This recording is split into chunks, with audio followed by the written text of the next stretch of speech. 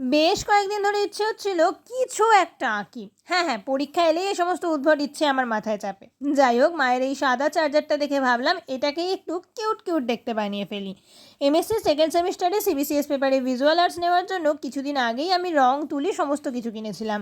না হলে এইসব আঁকাআঁকি থেকে পড়াশোনার জন্য অনেক দিনই দূরে চলে গিয়েছি। হ্যাঁ, বাড়িতে টুকটাক নিজের মতো করতাম, কিন্তু সেগুলো কখনো তোমাদের সাথে শেয়ার করা হয়নি। তার একমাত্র প্রধান কারণ হলো আমার ফোনের স্পেস। আমার ফোনে এত স্পেসই নেই যে এত বড় একটা ভিডিও শ্যুট করে তাকে এডিট করে তোমাদের সাথে শেয়ার করব। কিন্তু এখন তো মায়ের নতুন ফোন এসে গেছে, তাই মায়ের ফোনে এবার থেকে যা যা কাজ করব সেগুলো সমস্তটা রেকর্ড করে তোমাদের সাথে শেয়ার করব। আর হ্যাঁ, অনেক দিন আঁকাআঁকি সেভাবে করা হয়নি, তো তাই হাতটা একটু কাঁপছিল, একটু টেরাবেঁকা হয়েছে হয়তো তাই জন্য। আচ্ছা, তোমরা কি বলতে পারবে এটা আমি কী ক্যারেক্টার ড্র করলাম? যদি তোমরা বলতে পারো তাহলে অবশ্যই আমাকে কমেন্টে জানিও। আর এই হলো আমার ফাইনাল লুক। জানিও এই লুকটা কেমন লাগছে। দেখাবে নেক্সট ভিডিওতে। বাই।